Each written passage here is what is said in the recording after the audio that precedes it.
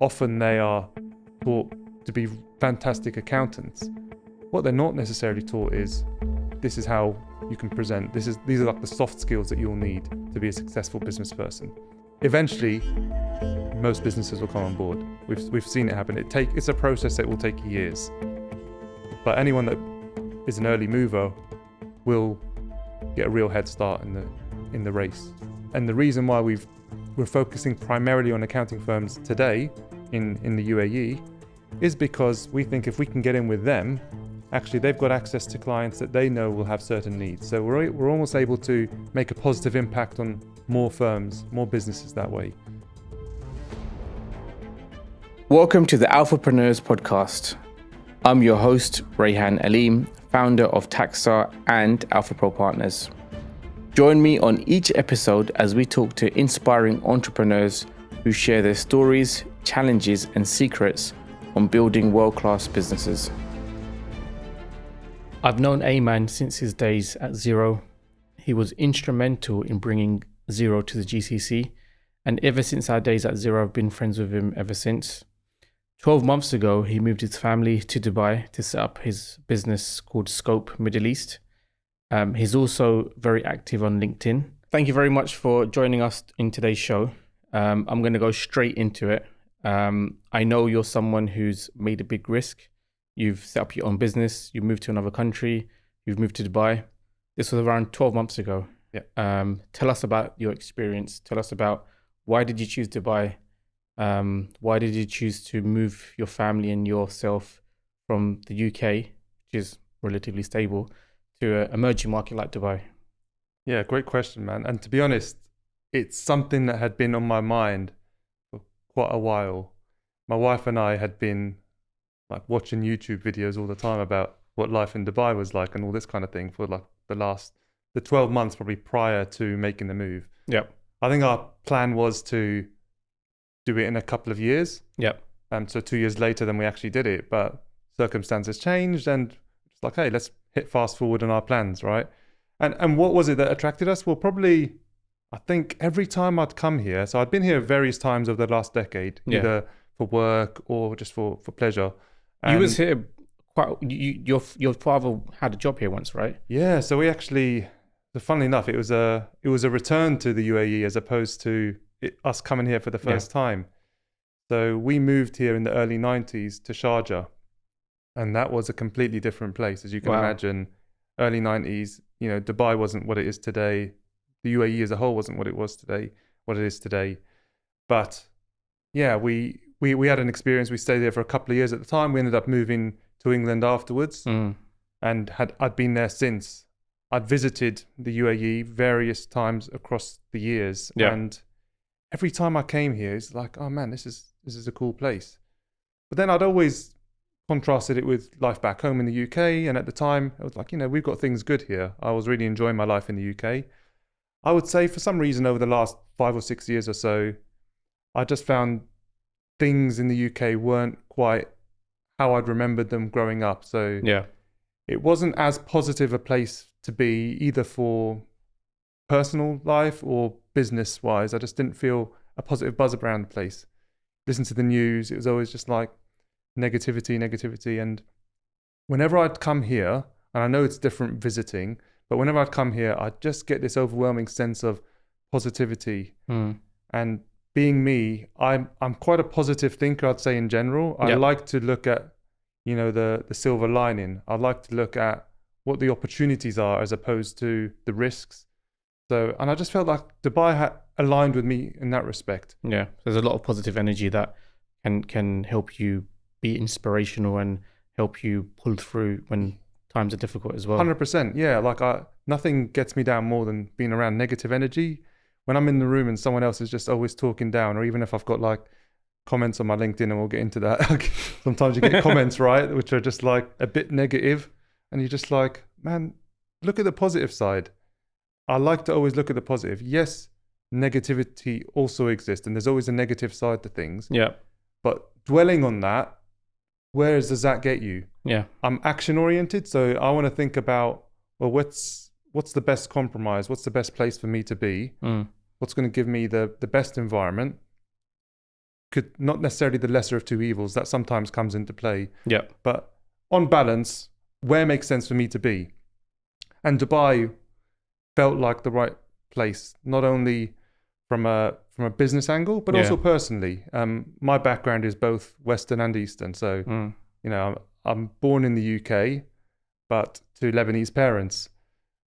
So that cross between East meets West, Arab meets kind of Western, I think really works well in the region here. Yeah. No, I mean, if I think about my own experience, you know, I came here 2016. I came straight after Brexit, to be honest. And for me, there's lots of positives, and certain things are not the way you would think it would be. But moving here was very easy. You know, as soon as you got your visa, you can get a tenancy agreement, phone bill, you can get a car. I think I have a lot of friends and family out here, and that helped as well. It's a very safe city as well. And right now, Dubai is booming. You know, there's loads of people coming in all the time, loads of, you know, entrepreneurs coming in and setting up businesses. And I think right now we have a golden opportunity where we're at. So we're actually quite blessed to be here. Tell me more about how were you able to kind of integrate your family into Dubai? I know you mentioned that, you know, it was a collective decision, not just you wanting to come here. How was it? Did you have any challenges? How did you overcome them? Tell me more about that. Yeah, so my wife had only visited Dubai once before, and she was only here for 3 days or so. But, you know, even in that short period of time, she'd got a really good sense about the place. And maybe it's because, you know, she grew up in Lebanon, maybe having that, again, mixture of East meets West made sense for her as well. And it made her feel a bit more comfortable. We're also Muslim. So being in an Islamic country, but also one that allows people to be whoever they are without being discriminated against was really a positive aspect and something that warmed towards us. In terms of settling the family in, so what I did was I actually came here first. So I moved, after making the decision to move, within 2 months, I had moved myself. Yep. Then I stayed here for a period of 3 months, getting the lay of the land, getting all the administrative stuff ready, understanding what I needed to do to make my family comfortable here. Yep.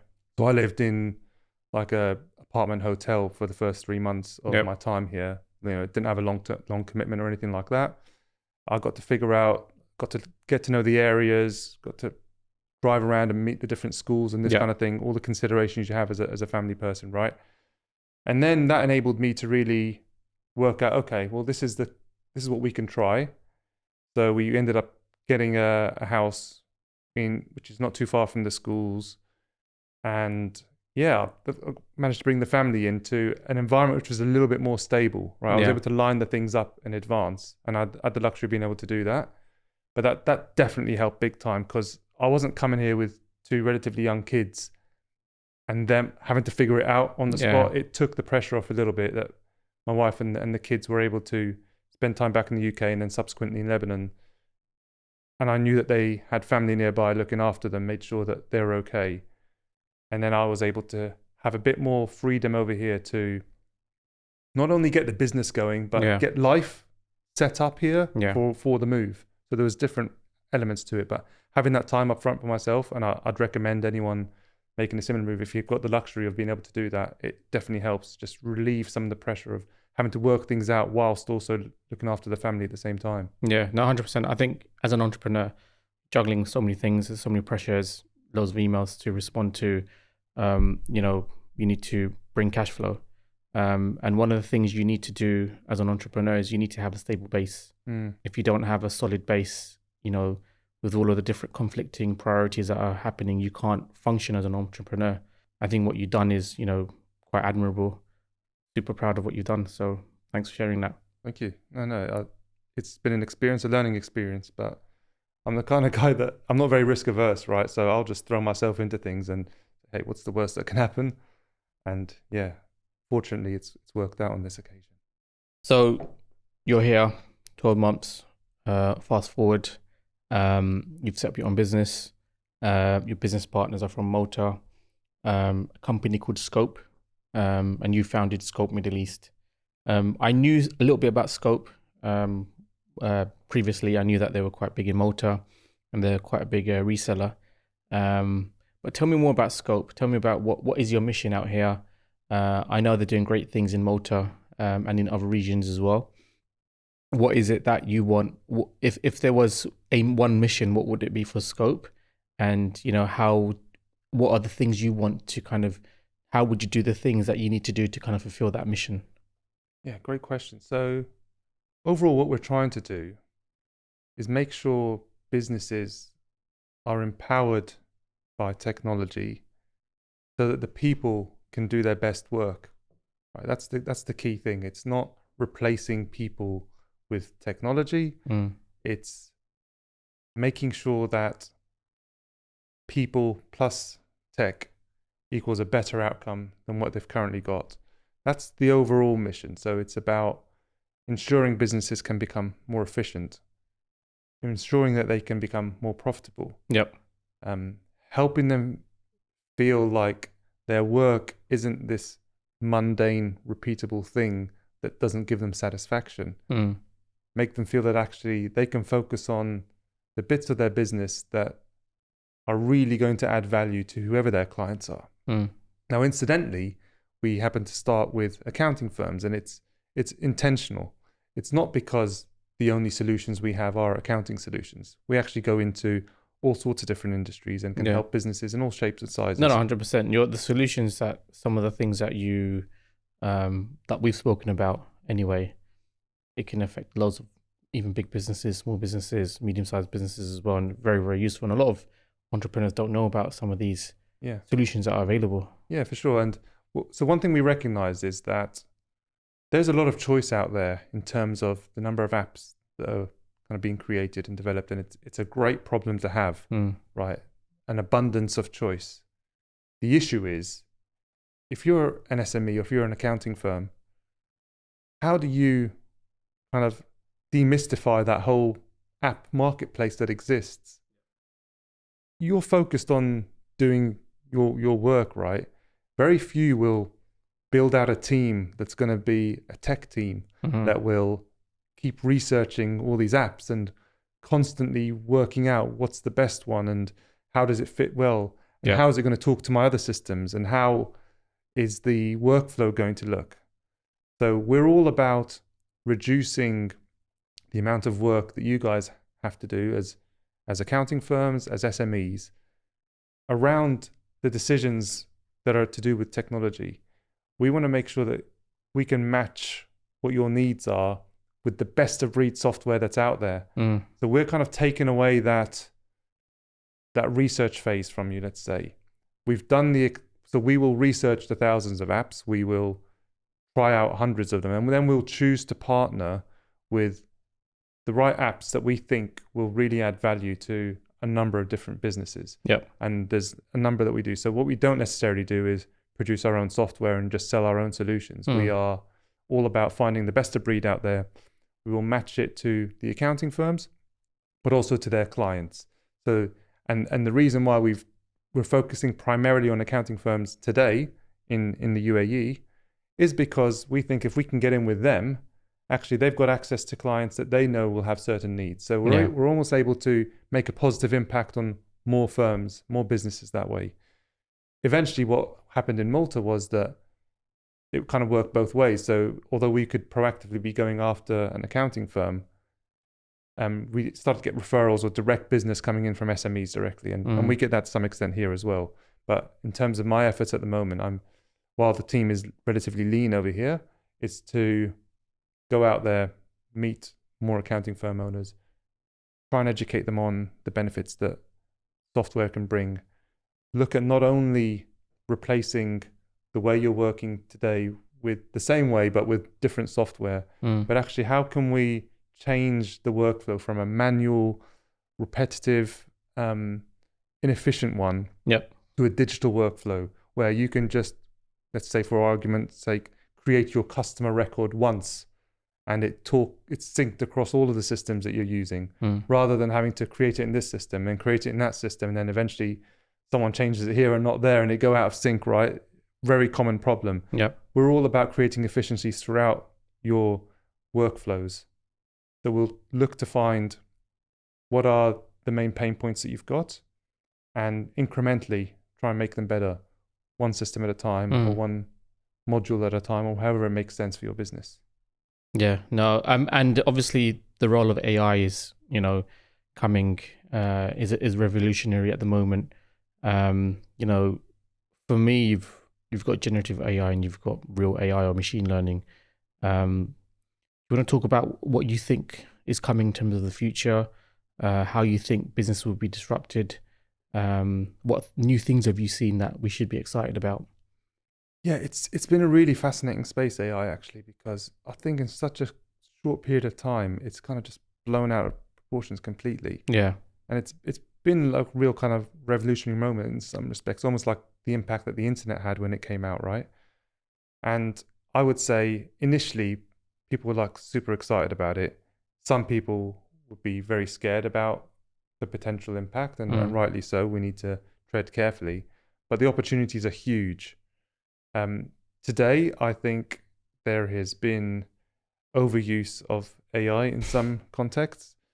For example, on LinkedIn, on social media, the amount of posts that are just taken, copied and pasted from ChatGPT into LinkedIn, you know, I can now tell them a mile off and they're less engaging, generally speaking. The AI hasn't quite got good enough to have that authenticity of a human just yet. It will probably get there, in all honesty, because how these things work is they are learning all the time from other content that's out there. So it's going to get better and better. Now, I think in terms of the short to medium term, what might concern you or make you want to take action is, are you doing something that AI can quickly replace? Manual, repetitive jobs. Not as a manual labor, but like repetitive work that you're having to do, like data entry, for example, is a really good example. And that's where we always talk about OCR and the importance of using the tech there as opposed to having someone typing things up for you manually. You know, the AI now can do that more accurately, faster, and cheaper than any human being. So that's a no-brainer, that area. If I was doing a job that can be easily replaced by AI, I'd be thinking about, let me learn some new skills. What can I learn that takes maybe relationship building or ingenuity or creativity? Those are the kind of things. I saw something recently that creativity is one of the most sought after skills now when you're looking for a new hire, having a creative person, because that's an area that the AI isn't quite as good at. There's certain things that it does really well, but I would say overall, it's looking to move into this kind of advisory space a little bit more, so where it can start pulling out insights and provide nuggets of advice. The issue, and I heard this again recently, that it's not AI that is the threat to you and your job. It's not going to replace humans, but the most effective people and businesses going forward are those that have humans that are able to use the AI well.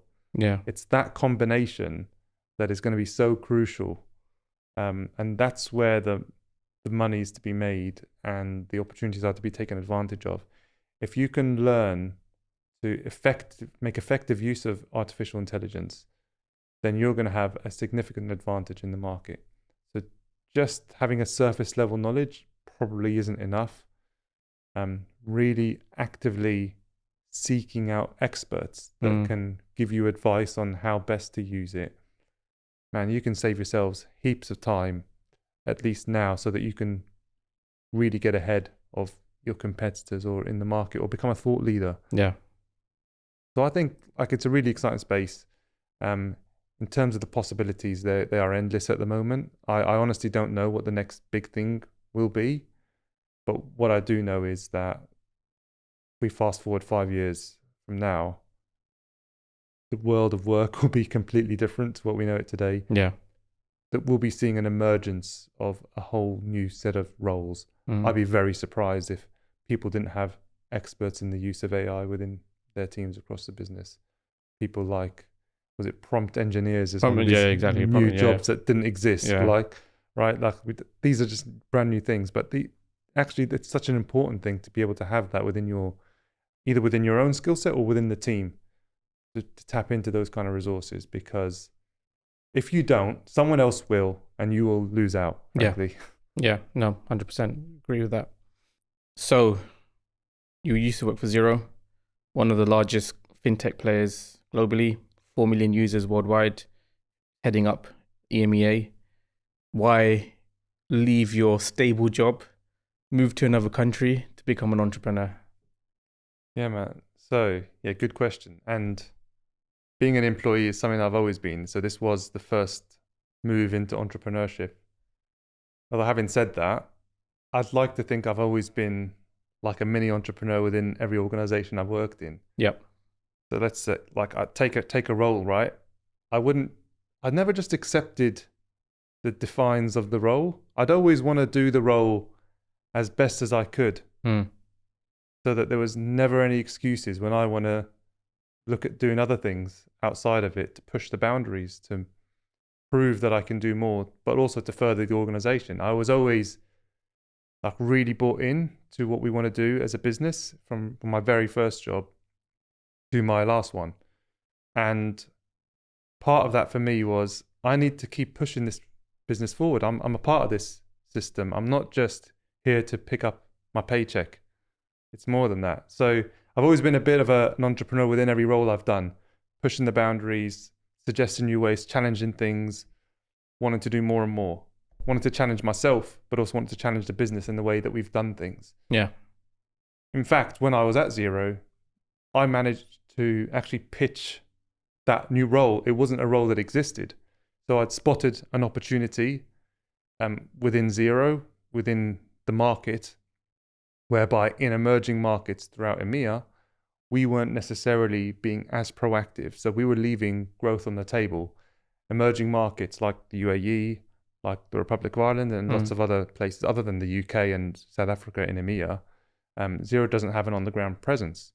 So I thought, well, we must be leaving a lot on the table in these markets. So I actually pitched it to the chief customer officer at the time and said, look, I think we need to do X, Y, and Z. She's in New was Zealand? in Australia at the time. Oh, Australia. Yeah, Australia, oh, wow. Yeah. So I just messaged her we were using Slack as our internal message. I messaged her on Slack and said, hey, I've got this idea. I'd like to put it past you. I think it'll help us. And she was like, yeah, absolutely. So she was very open to it. We had a chat, and I didn't have a prior relationship personally or business-wise with this person. But don't ask, you don't get is kind of my mantra. I'm not shy. I'll just put myself out there, and the worst thing they can do is say no. And you end up in the position you're already in. It's not exactly knock you back, right? So I asked the question, I presented my thoughts, and from there on it kind of snowballed, and they loved the idea. We got a new MD in, 𝗥𝘆𝗵𝗵𝗽𝗵 took over from Gary Turner. Within a month, I kind of met him and put the idea to him about what I want to do and the vision, and he was bought into it as well. So I actually had this whole entrepreneurial spirit, and I created this brand new team, and we went from there really to start building something. And so essentially I had my own little kind of skunkworks business within Xero, whereby yes, we had a budget allocated to us, but I was given relatively free reign to do what I needed. No one was kind of breathing down my neck about, you got to do this, this, and this. It's just like, this is your own kind of baby, run with it and do what you need to do. So I kind of had that going. So I think a part of me has always been entrepreneurial. Yeah. So that translated well, but I've always had this kind of inner desire of wanting to have my own thing. So when I had the opportunity to do that, man, I jumped at it. Yeah, no, that's a really good, inspiring story. Did you ever have a side hustle, or have you always been working as an employee prior to coming out here? Not as an adult. When I when I was a kid, so at school, I always had little side hustles, whether it was buying things I shouldn't abroad and selling it out of my school locker, or downloading videos, movies, albums, and selling them out of my locker at school, burning them onto CDs and stuff. I used to do that. That was my little side hustle. Then I used to work for mobile phone shops as well.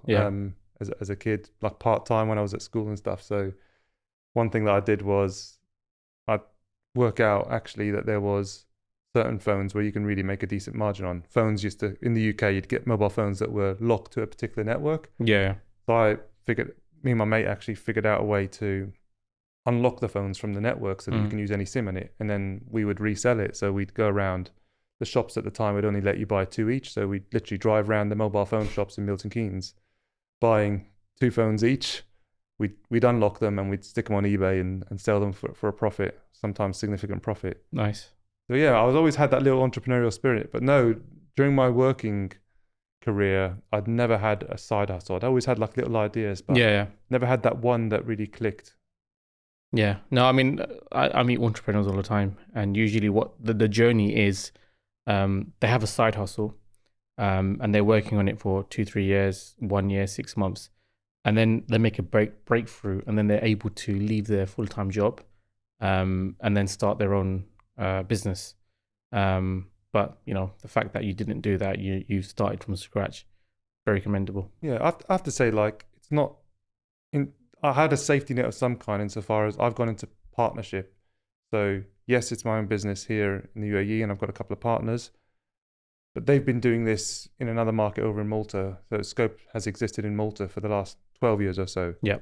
So that safety net definitely played a part. You know, we had a playbook that worked, but yeah, we're building the market from here from scratch.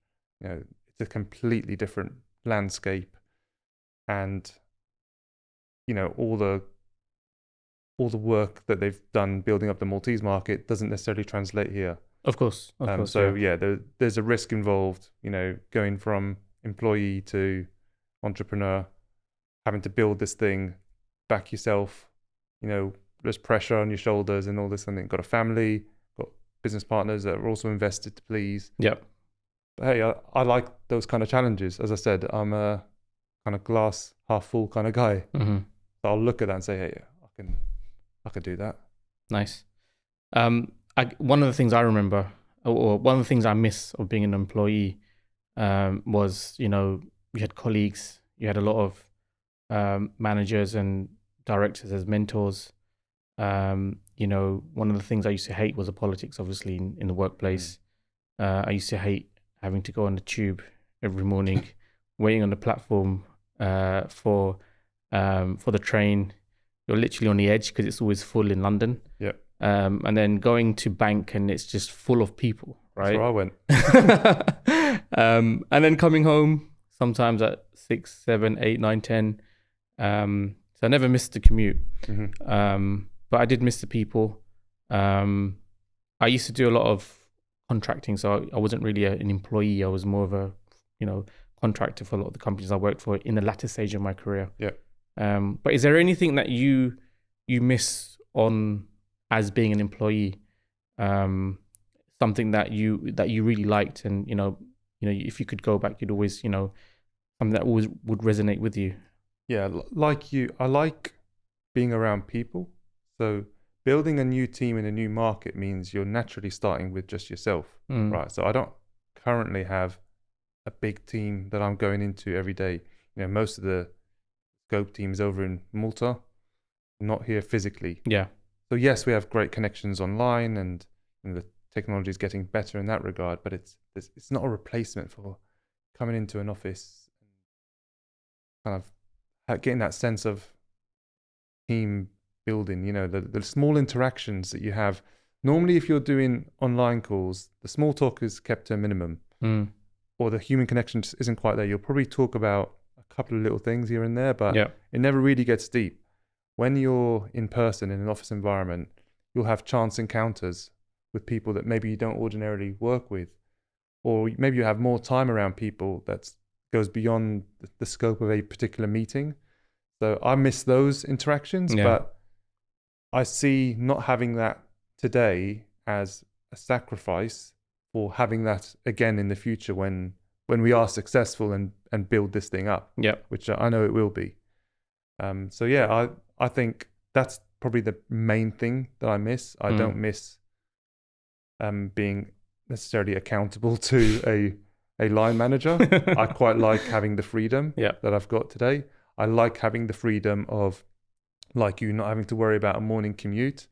I personally don't book meetings in before 11 unless I absolutely have to. So it's the exception as opposed to the rule. Yeah. I've got plenty of admin to do that I can do first thing.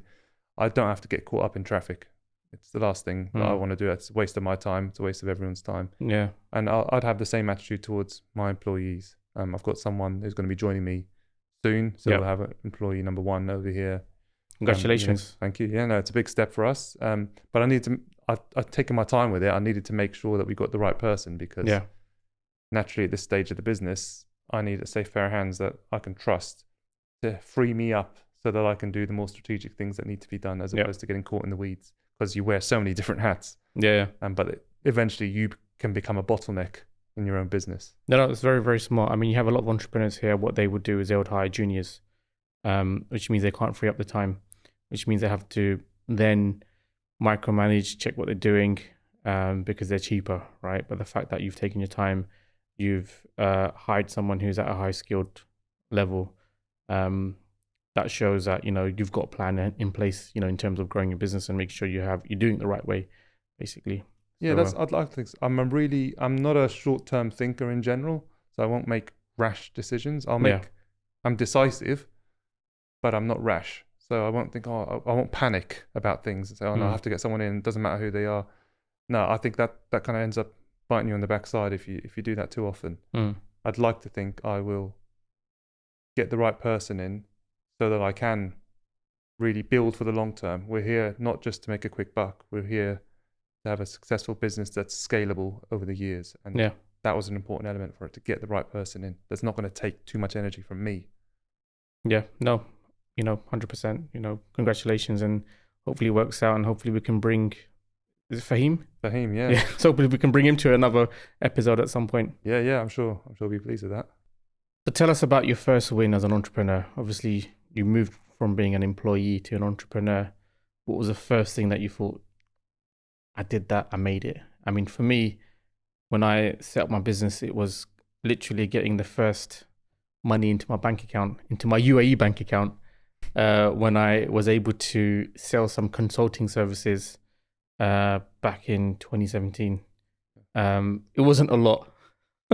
It was a few thousand dirhams. But for me, that was a win because I had money coming in, not money going out. Yeah, it's a good question. Mine probably isn't money. So I know that's often what people say is getting that first deal done. And although that was an important milestone, as I said, I think I'm thinking of the big picture always. Yeah. And for me, I could have got some quick business in through the door, and yes, that relieves some of that initial pressure that you might have. But I'm thinking of the long term, and the thing that I would say has been the most significant for me in terms of giving the business a platform is probably the personal brand stuff that I've done. So being able to, within the space of a year, it took less than that in reality, but within the space of a year, almost become like a domain expert across.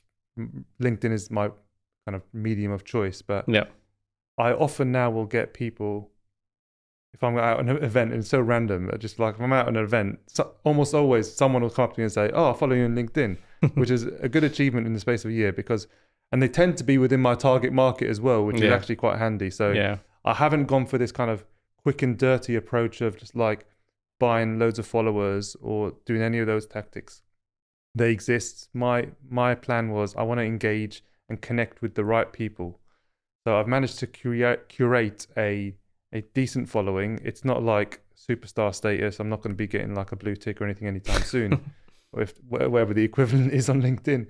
But I've curated a decent network, I think, in a short period of time. Also established myself as a domain expert in like the accounting tech space. I'll get people referring me, people that I've never met before, refer people to me, which is a good sign. So for me, having that platform and establishing that platform is my biggest win, and probably the first real significant win, I'd say, for the business, other than obviously bringing money in through the door, which has been happening, fortunately. But yeah, that's the biggest significant step, I would say. So I'm proud of that, yeah. I guess I'm an accountant. That's what money kind of means a lot to me. My credits and my debits needs to balance. Otherwise, I can't function. Yeah, no, I totally get that. And actually, cash flow can be a problem. Fortunately, I've got understanding business partners. Yep. The three of us are invested for the long term. We're not after just quick financial gain. No one would turn away, obviously, the opportunity to bring in some cash early. That's not, I'm not saying that at all. It's important. Yeah. In our business plan, we didn't plan for it to be a very quick turnaround in terms of profitability. So we understood that there needed to be investment up front for long-term gain. And being on the ground here, we learned more about the state of the market, so that when we realized actually even more investment is needed than we thought. So yeah, I think we're a patient bunch. And for me, establishing that platform far outweighs any commercial gain we've made during that time. So you've worked with many accounting firm owners in your days at Xero and now your days at Scope. They are your primary kind of customers, partners in what you're doing now. How do they differ from other human beings? And I won't get offended, don't worry. It's a good question, actually. And first and foremost, they are humans, and and they're all individuals as well, right? So like, we can talk in general, but there's always going to be outliers. In general, I would say I've really enjoyed getting to know the accounting community. I actually also have really learned to admire what they do, mainly because before I'd worked at Xero, I wasn't as close to this space at all. Right. And I learned from working with accounting firms that they are actually just so important to the economy in general and to the small businesses. So I'd heard lots of stories from SMEs that had their accountant was actually their most valuable advisor. If they were unsure about something, they'd go to their accountant. They'd give them the security, almost like their safety blanket, right, in business, because most small businesses don't go into business for the accounting side of it. Yeah. But it's a source of stress for them almost in many ways. You know, am I going to have good cash flow? Is the business going to grow the way we need it to? How do I minimize, my tax obligations and this kind of thing? All of these things are so alien to most small business owners that have, they're there just to have a coffee shop. I know I'll focus on creating a great experience, a great cup of coffee. I'm not kind of innately thinking about the numbers. It's just a source of worry more than anything. Yeah. So actually, I've learned that the role of an accountant can be such a pivotal one. And if you think that most economies are something between 95 to 99% driven by the SME economy, it just shows you how valuable a role they play. So first and foremost, I really value the role that accountants have to play. I also think that they're not always set up for success as business owners in terms of the educational background that they have. So often they are taught to be fantastic accountants. What they're not necessarily taught is this is how you can present. These are like the soft skills that you'll need to be a successful business person. This is some of the business acumen, how to market your business, for example. It's just a huge gap, I would say, across accountants. In terms of their I guess, risk averseness as well. They tend to be, in general, from what I've seen, a little bit more risk averse. Yeah. And that's actually a good thing. That's probably a good trait, I would say. So the positive side of that, if I was to choose an accountant, I want someone that's going to be relatively risk averse insofar as I want them to be anticipating some of the negative consequences of dealing with my business in the finances, right? Yeah. So you want them to make sure that they're diligent enough to give you confidence.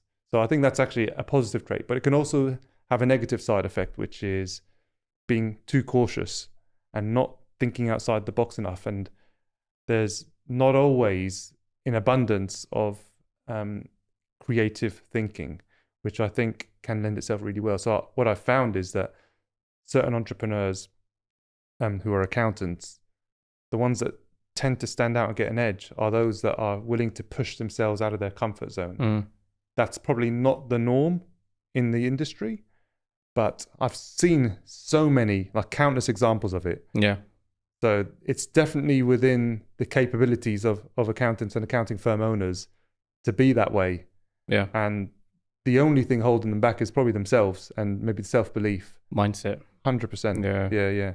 I think you're a good example of that. Not mean to kind of blow smoke up anywhere, but you're a good example of that. You're running a podcast now, right? Like you've branched out into software as well, as opposed to just doing accounting. So I think that's a good example of how you don't necessarily have to be in a box, right? Yeah.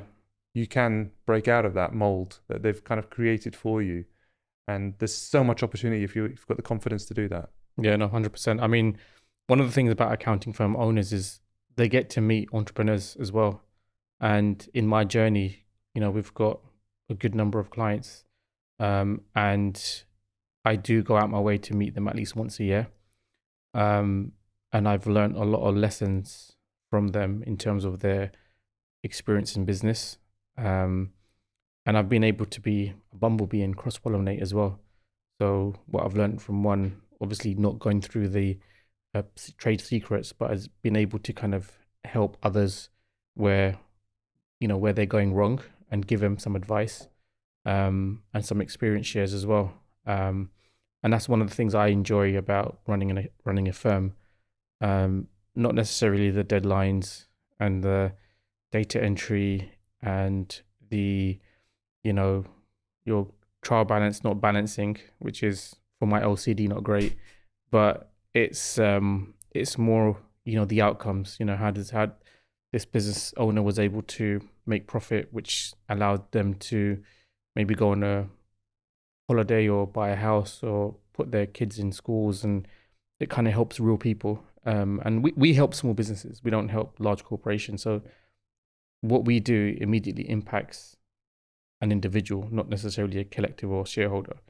And that's a lot of things we get. That's the kind of, it's the kind of satisfaction I get from working with some of the entrepreneurs. Yeah, and I've seen that in probably the most successful accountants that I've seen over the years. They have this human connection, which I think is often lost if you're fixated on making money or just turning out work which is repeatable and impersonal. Yeah.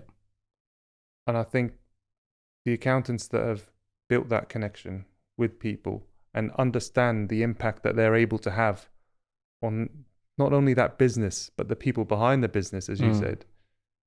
That's the thing that I've found most inspirational, actually. And it's one of the things that has inspired me to come here and do what we're doing here. I've seen in some ways the emergence of accountants that are becoming more progressive in their thinking and wanting to do more than just compliance. And compliance has always been the backbone, but it's just really just like the table stakes, right? It's the beginning. Yeah. It's everything else that you guys bring to the table after the compliance, which is the one it's the bit that's going to make the biggest difference. And that ties itself into the impact that you're going to have on their lives, as well as their businesses, which often for small businesses are intertwined. It's often the business owner that's going to be spending their weekends doing their 100%. Accounts or fretting about the money, right? And thinking about their kids having to put them through school and all this. So by being advisors, you're not only does it make commercial sense for you as an accountant, but actually the rewards on a human level are also greater. Yeah. And the satisfaction you will get from that will be something that you might get addicted to as well. And that's what I see. I've seen lots of accountants that have realized that. And they do get addicted to wanting to help more and more businesses. And as a result, they become more successful. You've obviously worked in the UK, you've had account managers, you've worked with accountants in Ireland. Did you work with accountants in South Africa as well, or just mainly? Yeah, to some extent, not directly, but I knew of them, I was exposed to them, I've spoken to many of them over the years. Yeah, obviously you've been here for over a year now and you've met with a lot of accounting firm owners. How do we differ from, let's say, a mature country like the UK, Ireland, the other regions? Are we still behind? Is there anything that we're good at that the others are not? What's your observations with us versus kind of some of the owners in other countries? Yeah, so look, I think the situation here is one whereby it's a product of the accounting landscape that we've had in the UAE. Yep. So VAT was only introduced, 2018. Corporate tax only came in last year and is now being implemented, and people are having to become compliant with it, right? Now that is a new thing. Accounting here as a profession is relatively new. Lots of business owners just had their accounts in their head or on a piece of paper or in a spreadsheet or something like that at best.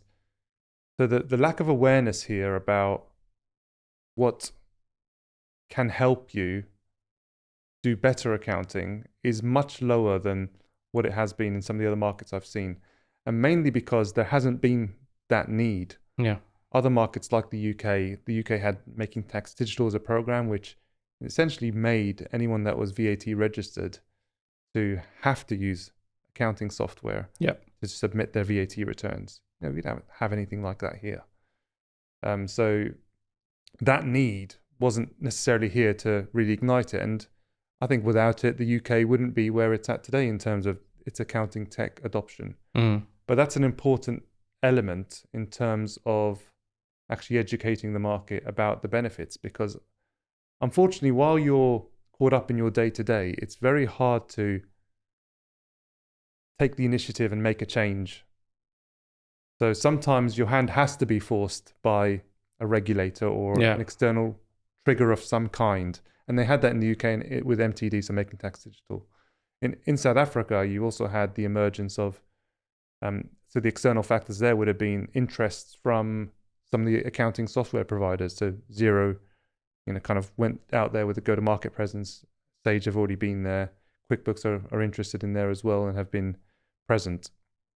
Over here, we have fewer of the big global players in this space coming in and educating the market, which means that the awareness of what solutions are out there to help you as a business to become more streamlined, so that you've got the space to think about how I can add more value, how I can stand out. These things just haven't really been there. So it means that there's been a gap of education. So it's not, I don't blame anyone in this market for being behind in terms of the adoption of the technology that will help them grow. It's just, they're just really a product of that environment that's been created, or the lack of investment in that space. Yeah. From our side, from a business perspective, it means that there's an opportunity, but we've got a purpose-driven mission here to educate the market here on how software can help the accounting firms and their clients.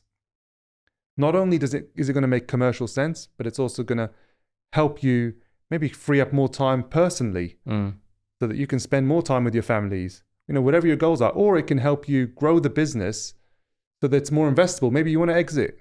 If you've got a system that runs like a well-oiled machine because of the software that you've got in place and the business processes around the software, that's going to be a far more investable business than one that is far more traditional, that relies on you and your daily input. So there's all these other factors that people just don't know about. And what we'd like to do is educate the market to the extent that it can catch up with some of the other markets, so that more accounting firm owners over here can get that freedom to make the decisions that they want to be able to make about their own lifestyles and where they go with the business. Yeah, no, thanks for sharing that. I mean, obviously, we try to use as much tech as possible in our firm. I do know a lot of other accounting firm owners, and not that many are using processes and systems the way we do. But I think that's because obviously I started from the UK and then made the UAE my kind of head office, right? So I took a lot of the learnings from the UK, Xero's, the apps, OCR. I took all of that and brought it here, and I guess that kind of helped me in my journey. I guess if I was here and I never knew otherwise, I would probably take a different route. So yeah, no, 100%. And that's a common trait, by the way. Not to have, again, this isn't about favoritism or saying that one firm is better than another.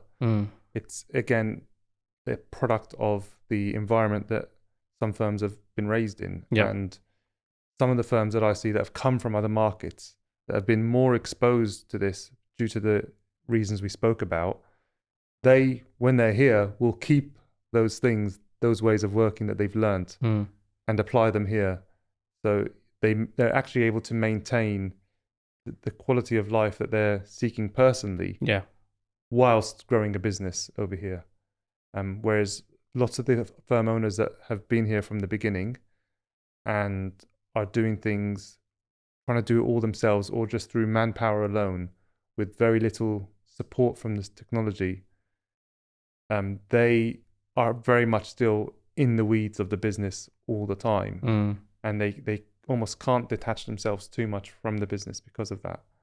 And it means that they're also able to stand out less from the crowd, which when you've got thousands of accounting firms being set up, trying to take advantage of corporation tax coming in and the influx of businesses that's going to come from that, being able to stand out is going to become more and more important. And if you're having to run faster and harder just to keep up, then that's not necessarily the recipe for success. You'll burn out and the juice won't be worth the squeeze necessarily.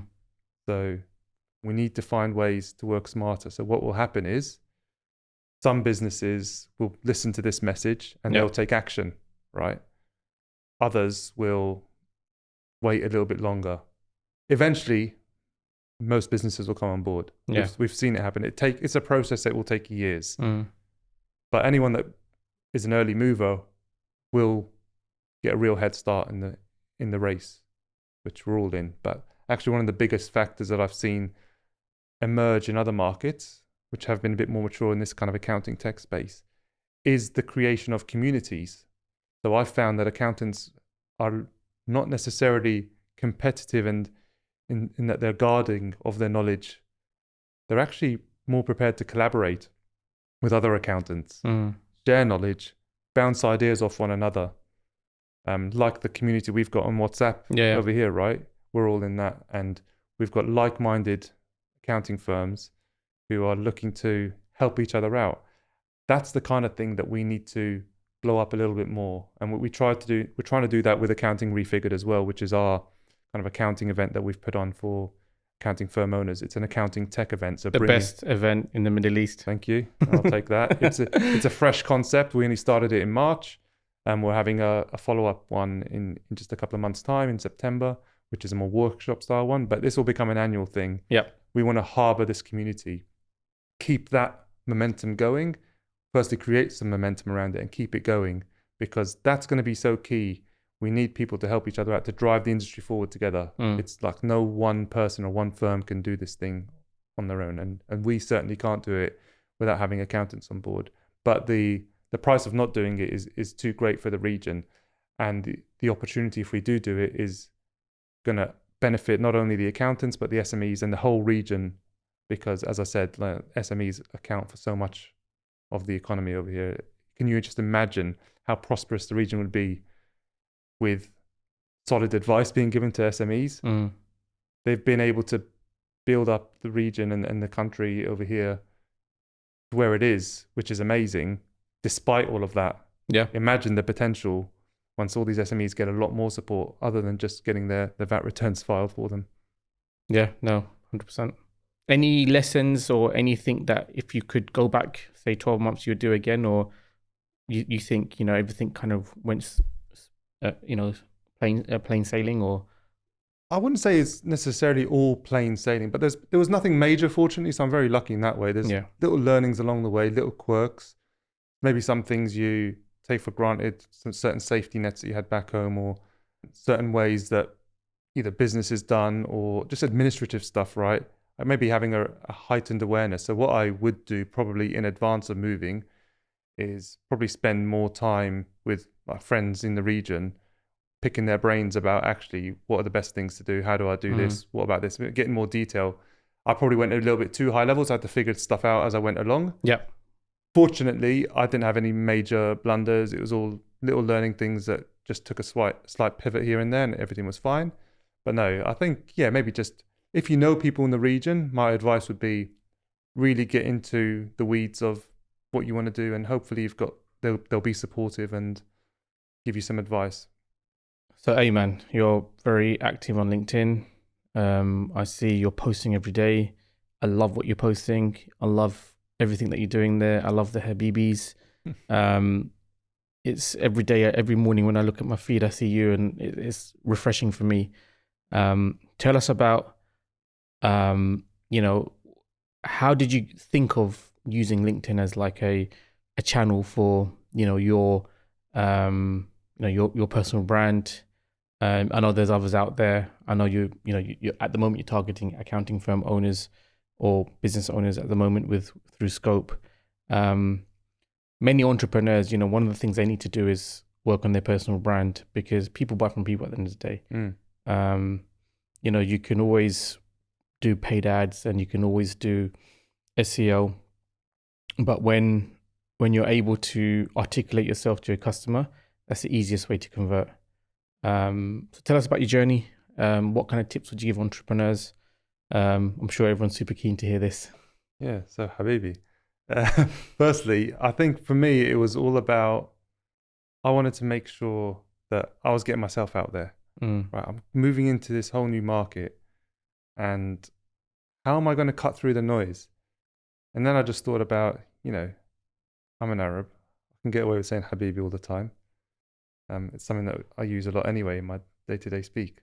So the Habibi thing just was almost like incidental in some ways, but I think I used it a few times in my posts and it seemed to resonate. I also thought it's going to make a different noise, because LinkedIn's this funny place, right, where people think it should be strictly business and strictly professional. Yep. But actually, if you look at the most successful creators, they're not all strictly business. They'll often interweave the personal. They'll show their personality. They will not be afraid to be controversial sometimes or different. Yeah. And I'd seen creators over the years, and I'd think, you know what? I really like what they're doing. It just comes across as authentic. They're not kind of contained by the worry that someone might not like what they're doing. And I think removing that fear completely, I just threw it out from day one. I thought, you know what? I'm just going to be me. And I'd like to think that will cut through the noise, just being myself, make a different noise in the market. Yep. That's like my number one bit of advice when people ask is, hey, don't make the same noise as everyone else, because how are you going to stand out? So for me, it's just me being me, unshackled, and I'm just able to, just like be myself. And why it was important was I needed to get Scope known. So there's so many businesses in the UAE that are looking to establish their brands. Yeah. I can't remember where I heard it, but I heard that more people follow, let's say, Tim Cook than they do Apple. More people follow Richard Branson than they do Virgin on social media, right? Because as you said, people buy from people. People connect more with other people. So it's almost a vehicle for us to get the Scope message out there a bit more. But also, people will relate to me a bit more. So you'll see my face across all of it. It's not because I love the way I look or anything like that. It's not about that at all. Your beautiful eyes, mashallah. I'll take it from you, man. But no, it's all about people being able to resonate with the message. If you're just going to see text there, like think about it. You'll see a little square, a little circle in the top left with someone's face that's been like really shrunk. I'm not necessarily going to relate that text, that post that I like with you and who you are. Whereas what happens now is, because I'll often either do a video or like a picture of myself or some kind of contextual image, people will relate me to the content that they like. Yeah. So that's why I probably get recognized a little bit, even though my following is relatively small, about 6,000 something on LinkedIn. It's not huge. You get people with a lot bigger followings, but the growth has been tremendous. It's grown more than four times in the space of a year. Congratulations. Thanks, man. Yeah, but it's just been a product of consistency. I want to be myself. I decided a year ago that I'm going to post every weekday. Most of the time that has happened. I wanted to keep my weekends free. Yep. I still have to think about what I'm posting on Monday on a Sunday night. I'm not going to lie. what I don't do is I don't like line up the whole week. I initially started wanting to do that, but I quickly realized that I'm just too busy. So my idea is I'll typically spend a few minutes to an hour, probably the night before, depending on the type of content I'm pushing out. If it's a video, it needs a little bit more editing. If it's like a PDF carousel or whatever on LinkedIn, it needs a bit more design work, right? But I do it all myself, so I kind of just wanted to learn the ins and outs. Do you feel that if you batch content, the authenticity goes? It can do. It depends on yourself. Whether you have to be conscious of the authenticity throughout. Yeah, 100%. Otherwise, you can get into too much of like a cookie cutter approach, which does lose a little bit of the touch. Some people do it really well. Some people have teams around them. So the bigger creators will do this batching, or they'll have people helping them out, but they've almost built up a bit of a library right over the years. So their style is, they're able to quite easily replicate it, and they'll interweave content that they've created themselves throughout that, so that the general vibe is. But if you're new into it, you can't rely on that. That's why I really wanted to get into the weeds of it. That's why I create all my own stuff still. I have done from the beginning. It's been a learning curve. Sometimes I was able to figure out by posting consistently and tracking the metrics what stuff resonates more with others. Also, one thing I've learned that you don't want to necessarily do is just chase followers or like the vanity metrics or likes, engagement. That stuff can be helpful to help you figure out what people like and what people want to engage with. But actually, you want to curate a audience that works for you and your aims. So I don't want just anyone following me. I want people that, might benefit from the message that I've got to go out there. Because they ultimately could become leads for us as a business. But also I'm actually able to make a positive impact to people that would benefit from the message that I'm creating. So that's why I've always stayed away from this kind of buying of followers and buying of engagement. And there's all sorts of techniques that people will do for that. I'll stay away from it. I'm trying to keep it all organic. I want to do things right. So hopefully don't be put off by it. It does take time and consistency. That's the most important thing. It's taken me to be consistent and posting when I can't be bothered to post. Honestly, sometimes life gets in the way, and there's times when I've spent a couple of hours putting together a really fancy carousel which has got low engagement, and other times when I've just like last minute come up with something and it's kind of gone through the roof in terms of the engagement. So you figure things out over time, but biggest advice is, firstly, start today, not tomorrow. Don't put it off, and stick to a consistent schedule that you can deal with. For me, that was 5 days. I was happy.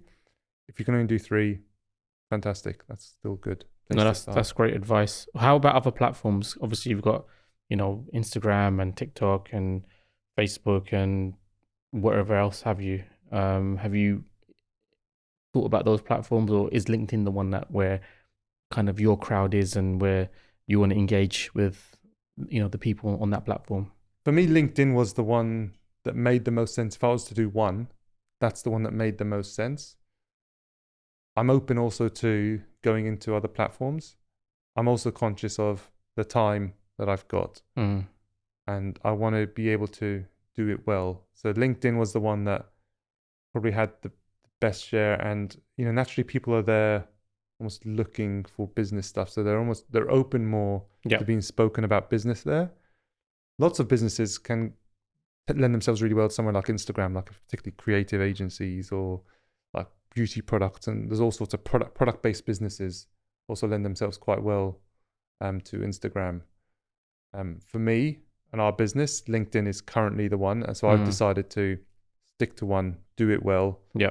As we grow, very open-minded to experimenting with other platforms. But for me, it's all about that experimentation. You test and learn, figure out what works, and that's the most important thing. Is be bold enough to try something, but then also be humble enough to accept when it hasn't quite worked and to pivot. Don't be shy to pivot from what your original plan was. Don't be stubborn about these things. And we're hoping for you to do your own podcast soon as well. Yeah, it's. Have you thought about names or anything like that? I've already announced it. Okay. But yet to record an episode, so that'll be coming real soon. Okay. So it's called Habibis and Numbers. Nice. So I had to stick true to the vibe, to the personal brand, right? Yeah. But no, it's all about, it's an accounting tech-based podcast, bringing together the people that are kind of at the forefront of the accounting space, but also those that are leveraging tech and maybe some of the tech providers as well in the space. So I'm sure we'll have you on as a guest at some point. I'm looking forward to it. Yeah, sure, man. Good to have you on there. No, thank you very much. Thank you for joining us on the 𝗥𝘆𝗵 podcast. If you enjoyed the show, please subscribe and give us a 5-star rating and a review. For show notes and more, click on the link in the description. Connect with me directly on LinkedIn and search for Rayhan Aleem. See you soon.